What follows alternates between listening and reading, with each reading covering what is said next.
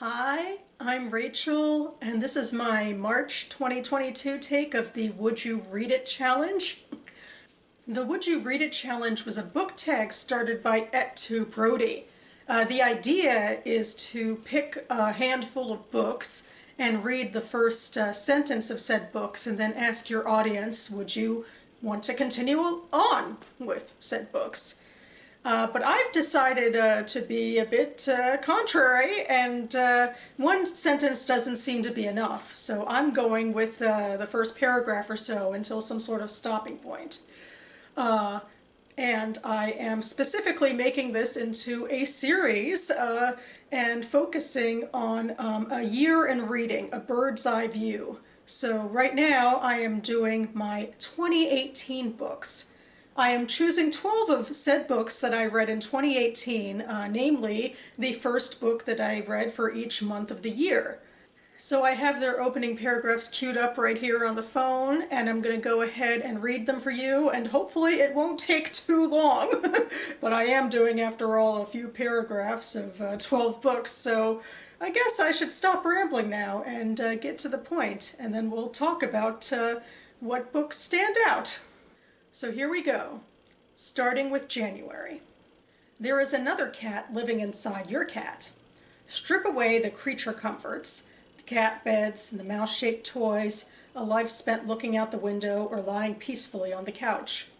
You might see a glimpse of that other cat when she wakes you up in the middle of the night, hunting your toes under the blanket. And there you will find the other, whom I call the raw cat. In essence, the raw cat is your cat's ancestral twin. These twins, separated by eons, are nonetheless in very close contact, as if there were a tin can and string telephone connecting them through their DNA strands. Through that straight and unadulterated line, the raw cat sends constant transmissions to your companion about the urgency of securing territory, hunting, killing, eating, and staying ever alert, because just as your cats hunt, they are also being hunted. And this is from Total Cat MOJO, The Ultimate Guide to Life with Your Cat by Jackson Galaxy, which I classed as nonfiction. February. I have always missed watching the sun fall down into the desert. It is always so slow. There are no windows in this waiting room. The fluorescence blares on despite the romance of the hour. A nurse greets us, my mother and me, and tells us not to look so worried, that my father won't feel a thing. There are no other families waiting with us. There is no one to distract us. The doctor promises the surgery will help my father walk without pain. My mother is picking at her cuticles. I shuffle the coins in my jacket like prayer beads and make myself automatic cappuccinos to deliver me from the disinfectant, the syrupy trace of fresh death. The television is on mute. We hear the discordant heart monitors of strangers, their parade of breath. We are fleeting visitors. They are here to stay. No one has died yet. And that was from Sonora by Hannah Lilithasadi, which I classed as Jewish fiction. March. 1880. It was an uncertain spring. The weather, perpetually changing, sent clouds of blue and purple flying over the land. In the country, farmers, looking at the fields, were apprehensive. In London, umbrellas were opened and then shut by people looking up at the sky. But in April, such weather was to be expected. Thousands of shop assistants made that remark as they handed neat parcels to ladies in flounced dresses, standing on the other side of the counter at Whiteley's and Army and Navy stores. Interminable processions of shoppers in the West End, of businessmen in the East, paraded the pavements like caravans perpetually marching. So it seemed to those who had any reason to pause, to post a letter, or at a club at the Piccadilly. The stream of landaus, victorias, and hansom cabs was incessant, for the season was beginning. In the quieter streets, musicians doled out their frail, and for the most part melancholy pipe of sound, which was echoed or parodied here in the trees of Hyde Park, here in St. James by the twitter of sparrows, and the sudden outbursts of the amorous but intermittent thrush. The pigeons in the squares shuffled in the treetops, letting fall a twig or two, and crooned over and over again the lullaby that was always interrupted. The gates at the Marble Arch and Aspley House were blocked in the afternoon by ladies, and by gentlemen in frock coats carrying canes, wearing carnations. Here came the princess, and as she passed, hats were lifted. In the basements of the long avenues of the residential quarters, servant girls in cap and apron prepared tea.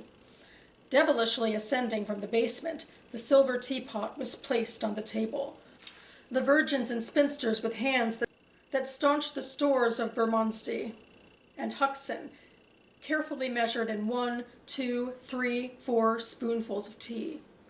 When the sun went down, a million little gas lights, shaped like the eyes in the peacock's feathers, opened in their glass cages, but nevertheless broad sketches of darkness were left on the pavement. The mixed light of the lamps and the setting sun was reflected equally in the placid waters of the round pond and the Serpentine. Diners out, trotting over the bridge in hansom cabs, looked for a moment at the charming vista. At length the moon rose, and its polished coin, though obscured now and then by wisps of cloud, shone out with serenity, with severity, or perhaps with complete indifference. Slowly wheeling, like the rays of a searchlight, the days, the weeks, the years passed one after another across the sky. And that was from The Years by Virginia Woolf, which I classed as fiction. April. The boy is standing in the doorway again. He is smiling, which hardly seems right. A smile means he's not sick. He didn't have a bad dream. He didn't wet the bed. None of the things he usually says when he enters the room uninvited. Kyung nudges his wife, who turns over with a grunt, face first into her pillow. He sighs and sits up, rubbing sleep from his eyes. "What's wrong?" he asks. "What's the matter?" Ethan, still smiling, takes a step forward, holding a remote control in his outstretched palm. "Battery," he says, pronouncing the word buttery. "You want batteries now?" He nods. "To watch cartoons." The curtains in the bedroom are open. The sky outside a pale silvery blue. It's early still. Too early to be thinking about batteries, but Kyung resists the urge to say so out loud.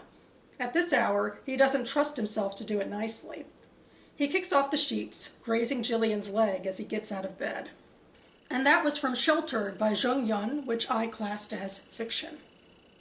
May.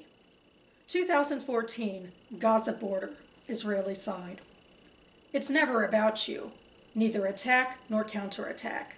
Not the 3 boys kidnapped, surely dead, or the child murdered in the forest, burned alive. Sitting in a chair outside your rented cottage, you wait for the click of your tea water to come to a boil. You shift a foot and, at the sight of you, a lizard turns the color of the sand. Across the country, soldiers scrabble through the South Hebron hills. They crawl about, hunting the bodies, turning stones. And here, beyond the fences, the Gazans strip the markets bare. Dutifully they run their taps, filling bucket and bowl. It is light still, bright still. And you don't know, with the dark, the missiles will scream out from the olive groves and the rooftop blinds, from the hospital parking lots and the pickup truck beds. The people along the coast will move into secure spaces in cities ever northward, mirroring the missiles' reach. And you will stay in your chair and sip your tea and watch the arc of the fiery tails as they curl overhead. Then will come the sirens and the burst of countermeasure when the batteries hit their mark. So close is your roost that your only worry is ineptitude if the fighters on either side fire short. The rattle and boom is as of yet nothing but the sound of 2 nations ramping up into the inevitable war. And that was from Dinner at the Center of the Earth by Nathan Eglander, which I classed as Jewish fiction. June. In Jewish circles, Moses Montefiore, 1784 to 1885, is now a forgotten figure. Yet every year in August, hundreds, sometimes even thousands, of ultra-Orthodox Haredi Jews descend on the shabby, genteel seaside resort of Ramsgate to mark the anniversary of his death.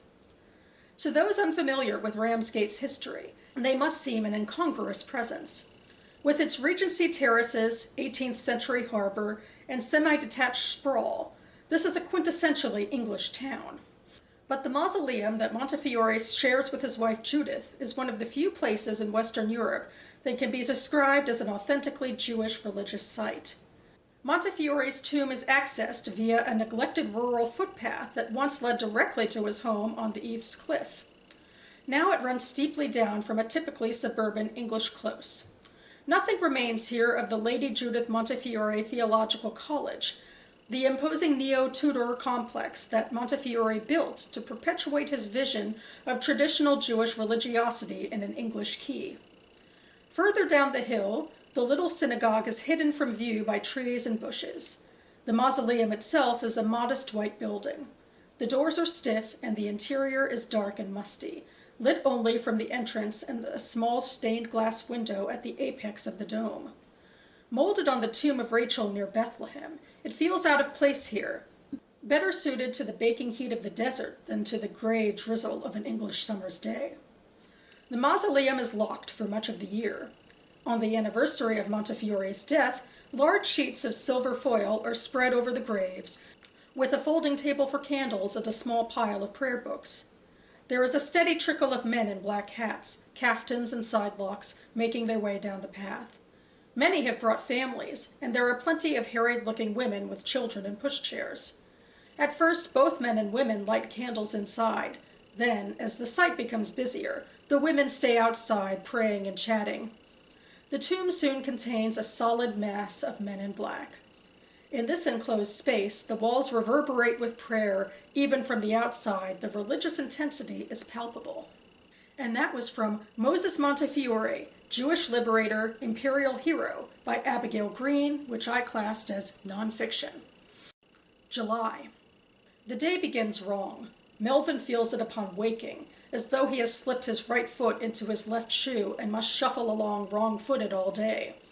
That today is Christmas Eve brings no comfort at all. It is not the first morning to begin this way.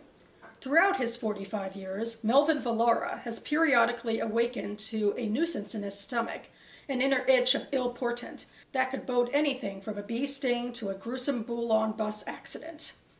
Both events occurred on his 7th birthday, and he has still not forgotten that boule, how it bounced on its back before landing on its side.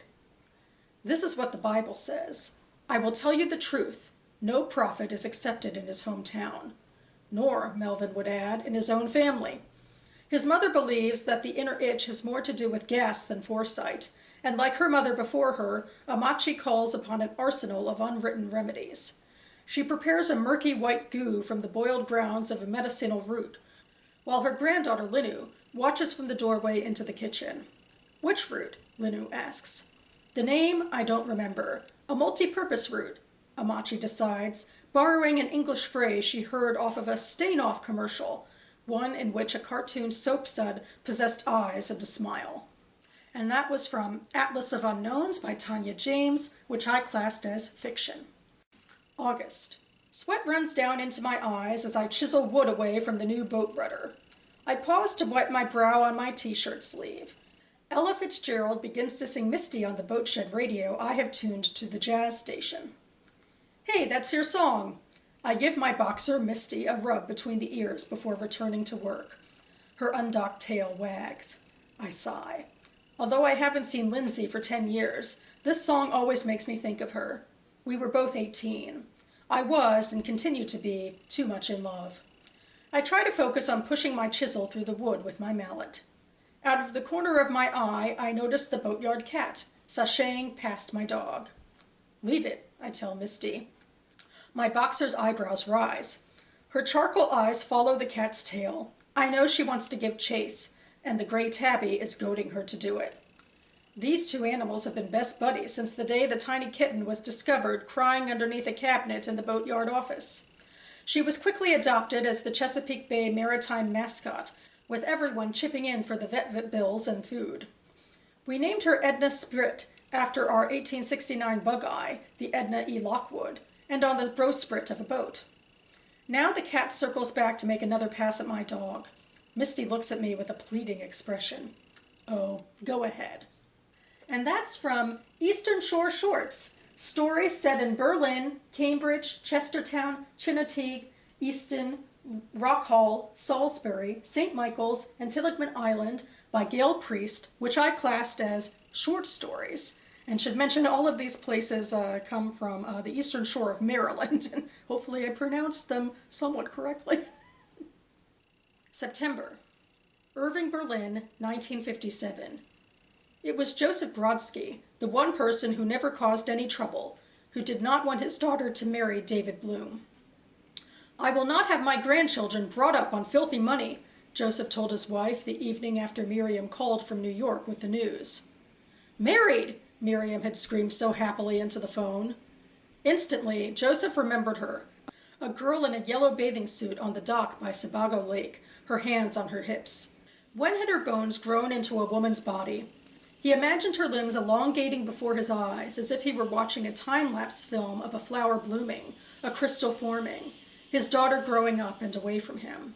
Joseph had been readying for sleep before the phone call. Now, sitting on the edge of his bed, he paused a moment before removing his shoes.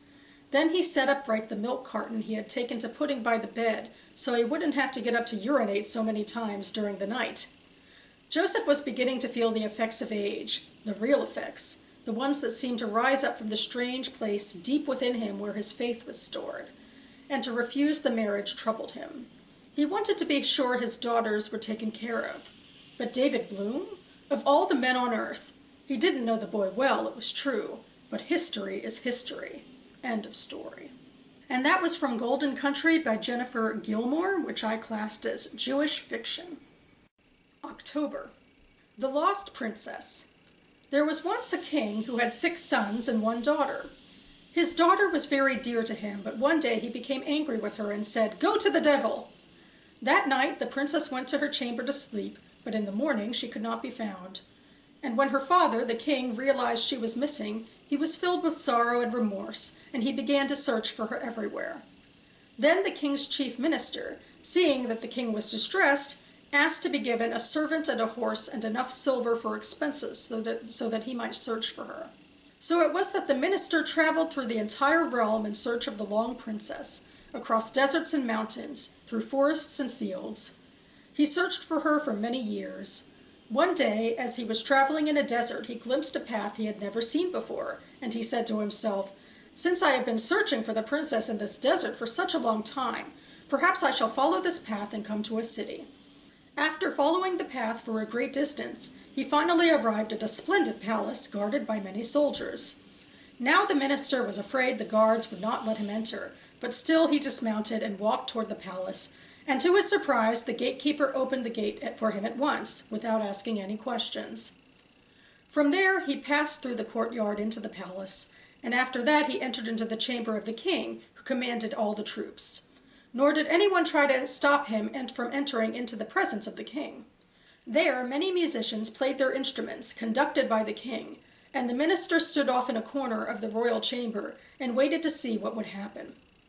After a while the king commanded the servants to bring in the queen, and the musicians sang and played as she entered the room. And when they led her to the throne, the minister saw that she was the lost princess. And that was from A Palace of Pearls, The Stories of Rabbi Nachman of Bratslav by Howard Schwartz, which I classed as literary criticism. November. I shouldn't have come to this party. I'm not even sure I belong at this party. There are just some places where it is not enough to be me. Either version of me. Big D's spring break party is one of those places. I squeeze through the sweaty bodies and follow Kenya, her curls bouncing past her shoulders. A haze lingers over the room, smelling like weed, and the music rattles the floor.